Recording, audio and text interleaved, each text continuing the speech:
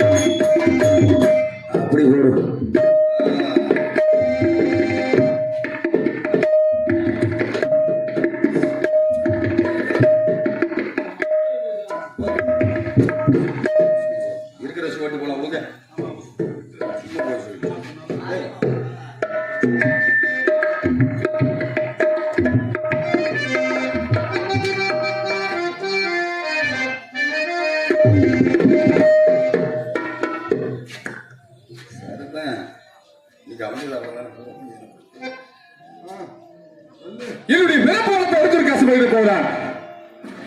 அதாவது கவி கொடுத்து செவிசாய்ந்து கேட்கும்படி மிக தாழ்வோடு கேட்டுக்கொள்கிறேன். நன்றி நன்றி. வணக்கம் வணக்கம் வணக்கம். நான் பிறந்தது கோட்டை கோட்டை, நான் வளர்ந்தது பாஞ்சாலி நாடு, நான் இருப்பது வல்ல நாடு, வல்ல நாடு, வல்ல நாடு.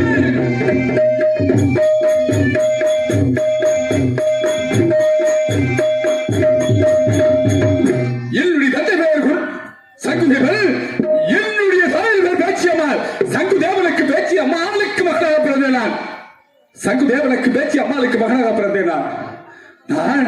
இனி சீரோடு சிறப்போடு வார்த்தவர்கள் 5 வயது ஆன பிறகு பள்ளிக்கு சென்று மகனே படித்து ஆறுகள் நிரூபித்தார்கள். சென்றேன், இந்த பள்ளிக்கு சென்றேன். ஆனால் எனக்கு படிப்பு வரவில்லை, படிப்பு வரவில்லை. தந்தையை நிரூபித்தேன். தந்தையா எனக்கு படிப்பு வரவில்லை என்று நிரூபித்தேன். இல்ல படிப்பு வரவில்லையா? அப்படி என்றால் நம்ம வீட்டில் இருக்கக்கூடிய ஆடு மாடுகளை மேய்த்துவா மகனே, ஆடு மாடுகளை மேய்த்துவா மகனே என்று நிரூபித்தார்கள். எங்களுடைய இல்லமாகிய வீட்டிலிருந்து ஆடு மாடுகள் எல்லாம் கானகத்துக்கு ஓட்டி சென்று, கானகத்துக்கு ஓட்டி சென்று சின்ன சிறுவனோடு சேர்ந்து விளையாடிக் கொண்டு கானகத்தில் விட்டு விட்டு விளையாடிக் கொண்டு போயிருக்கும் தகுதாயிலே என்னுடைய ஆடு மாடுகள் அடுத்தவன் எல்லா காட்டில் புகுந்த மேத காரணத்தினால், புகுந்த மேத காரணத்தினால் காட்டால் என்னுடைய ஆடு மாடுகள் விளையாட்டுக் கொண்டு வந்தால்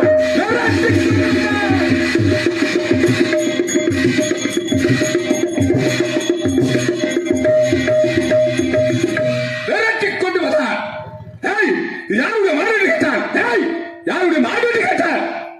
ஐயா ஐயா என்னுடைய மாடுகளை வைத்தேன், என்னுடைய ஆடுகளை வைத்தேன்.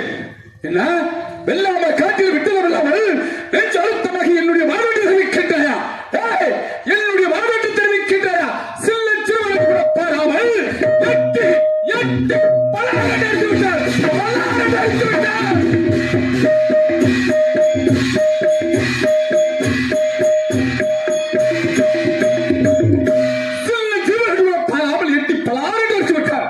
நான் என்ன செய்வது? அல்லது வண்ணமாகி என்னுடைய ஆடு மாடுகள் விரட்டிக் கொண்டு சென்றேன் எனது வீட்டுக்கு. எனது தந்தை சங்குதேவனிடம் போயிட்டேன். தந்தையே தந்தையே, நம்முடைய ஆடு மாடுகள் அழுத்தவர்கள் எல்லாமே காட்டில் பூத்த வேதனைத்தால் காட்டால் அடித்து விட்டார்கள் நினைத்தேன். காட்டால் அடித்து விட்டார்கள் நினைத்தேன். என்ன என்ன தெரிவிக்கின்றாய்? இந்த சங்கு தேவனுக்காக நீ பிறந்தாயா? இந்த புழுக்குத்தி தேவனுக்கு நீ பிறந்தாயா? இந்த மரவர குலத்திலே பிறந்து மாட்டான் கையில் அடிவாங்கி வந்துட்டாயா?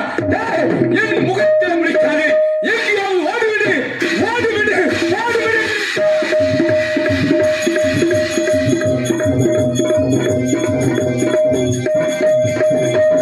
எங்கேயாவது ஓடிவிடு, என் முகத்தில் முடிக்காது நினைத்தார்கள். நான் என்ன செய்வது? நான் என்ன செய்வது? சிறுவன் சிறுவர்களே, நான் என்ன செய்வது? என்னுடைய தந்தையார் காலாலும் கையாலும் 8 வகைத்தார், 8 வகைத்தார். என்னை காலாலும் கையாலும் 8 வகைத்தார். நான் சின்ன சிறுவனாக அழுத வண்ணமாகி ஓடிக்கொண்டிருந்தேன். வெகுமதியாகவே கால் போன போக்கில மன போன போக்கில ஓடினேன், ஓடினேன், ஓடினேன். வெகுமதியாகவே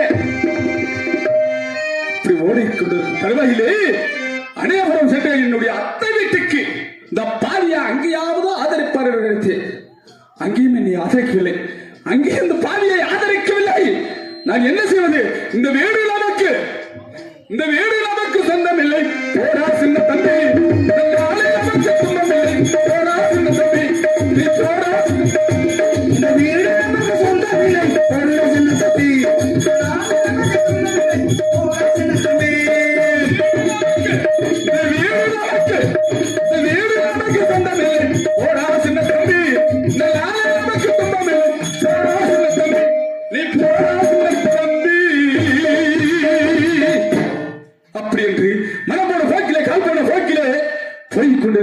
ஆனால் நான் சின்ன திருவண்ணாமலை என்ன செய்வது? எனக்கு தண்ணீர் தாகம் பசி அதிகமாகிவிட்ட காரணத்தினால் எங்கு செல்வது, எப்படி செல்வது, யாரிடம் செல்வது என்று ஒன்றுமே புரியாமல் பசி கொடுமையினால் அங்கே தேடி பார்த்தேன். ஒரு வெள்ளாம காட்டில் கம்மங்கருதெல்லாம் விளைந்து நின்றது. ஓடி சேர்ந்த பாயினான், ஓடி கம்மங்கருதெல்லாம் பிடுங்கி தேய்த்து தின்றேன். ஆனால் தண்ணீர் தாகம் பொறுக்க முடியவில்லை. ஓடினேன், அங்கும் இங்கும் பார்த்தேன், ஓடினேன். தண்ணீரை காண முடியவில்லை என்று அங்கு ஓடி பார்க்கும் பொழுது அங்கே ஒரு கரை இருந்தது. அதுதான் ஆரக்குளம் என்பதாக சென்று பார்க்கும் பொழுது சிறுதல்வ நீர் சேரும் மதியாக இருந்தது. இதை விட்டால் வேற வழி இல்லை என்று இந்த பாவியால் சேற்றில் பாய்ந்தேன்.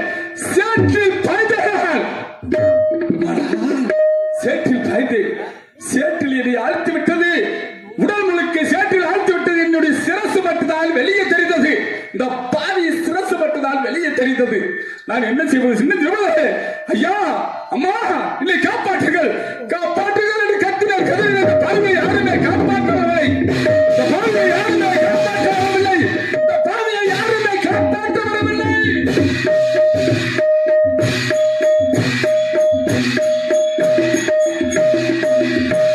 யாருமே காப்பாற்ற வரவில்லை. நான் என்ன செய்வது? ஆனால் பாஞ்சால குறிச்சி 10 வல்லர்கள் இருவர் காலையில் கார வேட்டை, மாலையில் முயல் வேட்டை ஆடி வருவது பழக்கமாவார். அந்த வழிபாடுக்குமாக வரும் பொழுது இந்த பாவி நான் அழுகும் குரல் அண்ணவின் செவிலில் கேட்டதினால், தம்பி ஊமத்துற பாண்டியா, யாரோ சின்ன சிறுவன் அழுகும் குரல் கேட்கின்றது, சீக்கிரமாக சென்று பார்க்க வேண்டும் என்று தெரிவித்தாராமா. என்னுடைய பெரிய தந்தையார், என்னுடைய சிறிய தந்தையார் ஊமத்துற பாண்டியர் வெகு வேகமாக முடியாது இழந்த மரத்தில் மீது ஏறி பார்க்க பொழுது என்னுடைய சிரசை பார்த்து விட்டார். என்னுடைய சிரசை பார்த்த உடனே, அண்ணா அண்ணா ஓடி வாருங்கள், யாரோ சின்ன சிறுவன் சேற்றில் அகப்பட்டு விட்டார், சீக்கிரமாக ஓடி வாருங்கள் என்று தெரிவித்தாராமா. இருவரும் ஓடி வந்தார்கள். ஓடி வந்த உடனே புடியா சின்ன சிறுவா பிடி பட்ட வாழை பிடித்தார்கள். பட்ட வாழை பிடித்தார்கள். பட்ட வாழை எட்டவில்லை என்று தெரிவித்தேன். பட்ட வாழை என்பது எட்டவில்லை என்று தெரிவித்தேன். அப்படி என்றால் அண்ணவர்கள் தலையிலே கட்டியிருக்க 60 பாகம் அல்ல அழுத்து வீசினார்கள்.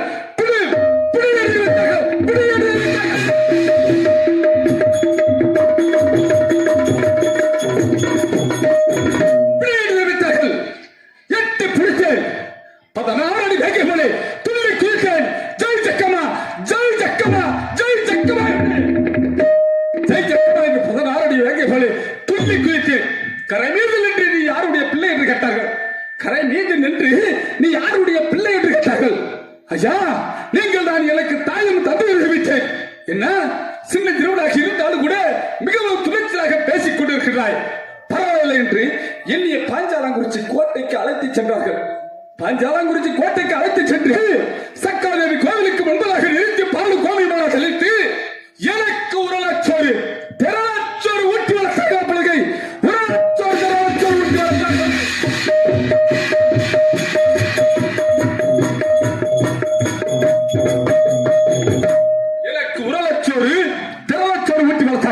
அது மட்டுமல்ல, மஞ்சப்பால் ஊட்டி வளர்த்தார்கள். ஒரு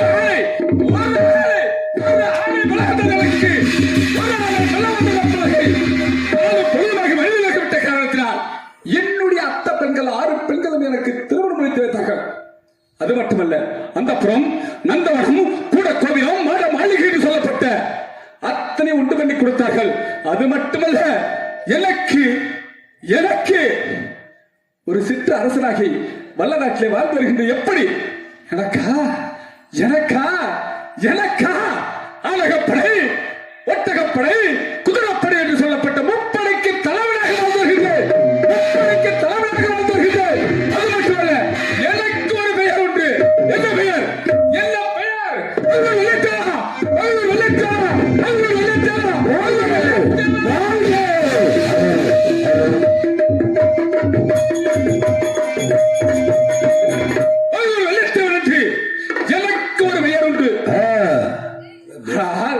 நான் வல்ல நாட்டிலே ஒரு நாள் சமயவாக்கை உறங்கிக் கொண்டிருக்கும் தருவாயிலே என்னுடைய குலங்காக்கக்கூடிய சக்காதவி என்னை தட்டி அழைப்பது காரணம் மகன உனக்கு தூக்கமா? உன்னுடைய தந்தையார்கள் ராமநாதபுரம் எல்லாம் வாழ சிறைச்சாலையில் ஜாக்சன் துறை என்பவன் சிறைபிடித்து விட்டால் உனக்கு தூக்கமா என்று தட்டி சக்காதவி வாழை எடுத்து வழக்கத்தை செலுத்தி விட்டு வல்ல புறவினர் சமாரி செய்து ராமநாதபுரம் எழுபவல்ல சிறைச்சாலையை இடித்து சுக்குடூராக உடைத்து என்னுடைய தந்தையார்களை சிறைமீட்டி வந்த புலகை சிறைமீட்டி வரும் தருவாயிலே அருயிர் நாயகியை வெள்ளையம்மா, அருமைக்காரர் வெள்ளையம்மா என்னை பார்த்தவுடனே அரசரை கட்டி ஆள்வதோட இப்பேறப்பட்ட சமத்துல கட்டி சமுதாயம் மேலிட்டு என்னுடைய பின்தொடங்கி வந்தால் ஆறு உயிர் நாஜகி வெள்ளையம்மா அன்னவள் ஏதாவது மனைவியாக எனக்கு திருமணம் எடுத்து வைத்து அன்னவளுக்கு கருங்கன் சேவல் பரிசாகவும் எனக்கு வள்ளூர் சேவல் பரிசாக கொடுத்து வல்ல நாட்டிலே வாழ்ந்து வருகின்றேன். என்னுடைய கண்மணி வெள்ளையம்மாள் ஆறு உயிர் நாஜகி வெள்ளையம்மா அருமைக்கார வெள்ளையம்மா என்னைய பிரிந்து ஒரு வினாடி கூட இருக்க மாட்டாள். அன்னவள் அன்னவள் இன்னவரை காணவில்லை. ஏது காரணம் என்று மேற்கொண்டு புரியவில்லை. என்னுடைய கண்மணி வெள்ளையம்மாளை எதிர்பார்க்க வேண்டும். பார்ப்பவர்கள் பார்த்தான்.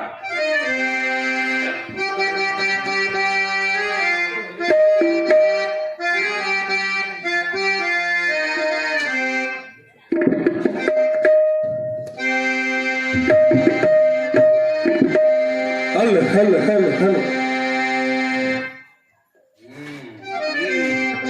ஹலோ ஹலோ ஹலோ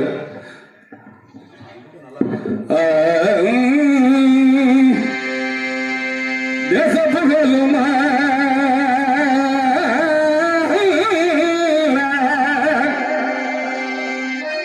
தேச புகழும் ராமலடி ராமலடி ராமலடி ராமலடி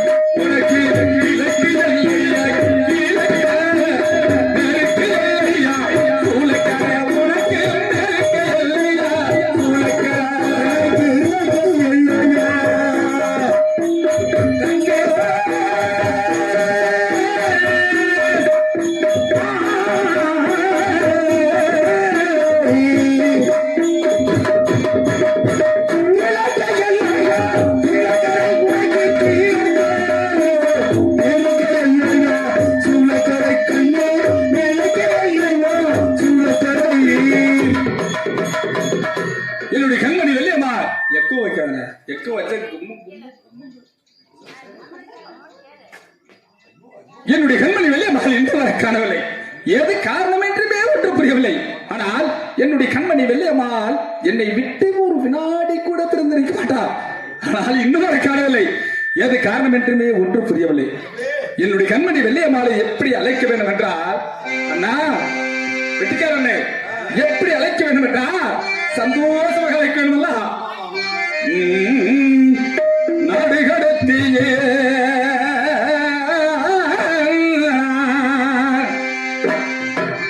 நாடு கடத்தி கொண்டு வந்து கொண்டு வந்து கொண்டு வந்து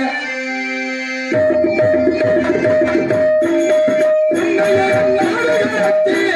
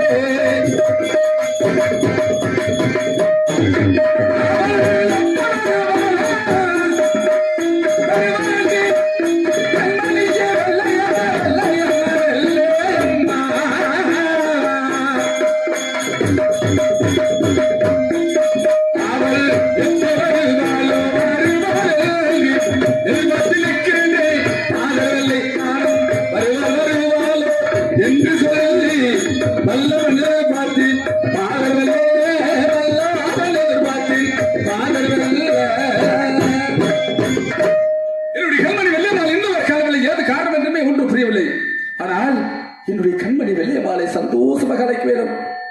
என்னுடைய கண்மணி வெள்ளையம்மாள் இன்னும் வர காணவில்லை. எப்படி அழைக்க வேண்டும் என்றால், அன்னைக்கிளி அருகிலேயே அருகில் வாடி வெள்ளையம்மா, உன்னையே காணாமலே ஊறுகிறேனே உள்ளமம்மா.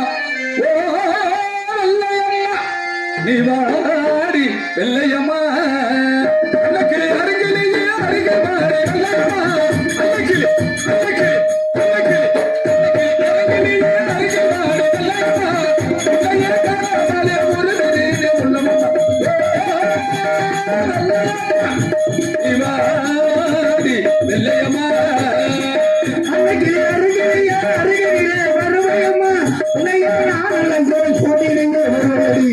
உன்னையோ காணாமல் ஒரு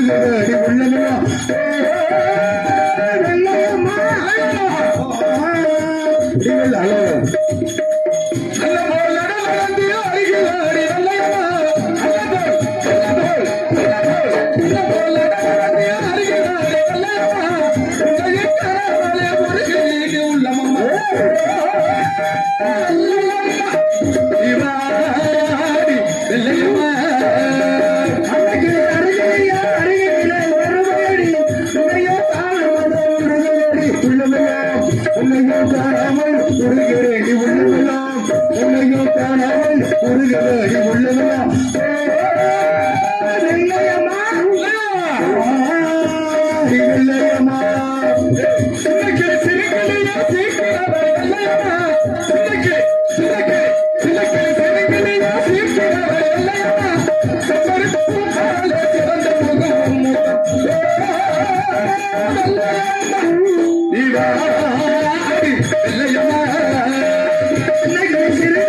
சீக்கிரமாய் வருபயணி உன்னையே காணாமல் முருகனடி உள்ளமெல்லாம் உன்னையே காணாமல் முருகனடி உள்ளமெல்லாம் உன்னையே காணாமல் முருகனடி உள்ளமெல்லாம் வெள்ளையம்மா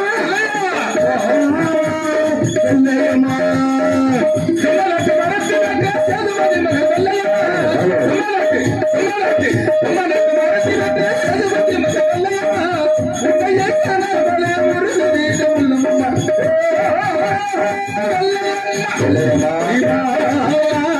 வெள்ளையம்மா சீக்கிரமாய் வருபயணி செம்மறிட்டு போவதே சுமந்தவர்களே உன்னையும் காணாமல் முருகனடி உள்ளமெல்லாம் உன்னையும் காணாமல் முருகனடி உள்ளமெல்லாம்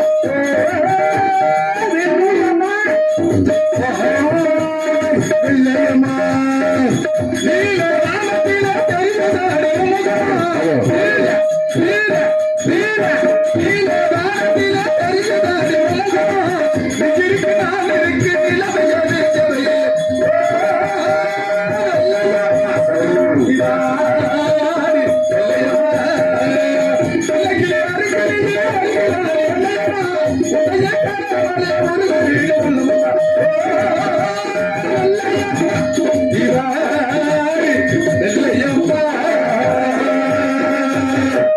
என்னுடைய கண்மணி வெள்ளையம்மாள் இன்னும் வரை காணவில்லை. ஏது காரணம் என்றுமே ஒன்று புரியவில்லை. ஆனால் என்னுடைய கண்மணி வெள்ளையம்மாள் சேவல் கட்டு பங்களா சென்று சேவலுக்கெல்லாம் தீனி வைத்துக் கொண்டு தான் இருப்பாள். அன்னவளை நானே நேரில் சென்று பார்த்து வருகிறேன் பொழுதுதான் கத்தடி பங்களா கத்தலகோடாரோ பயணமானே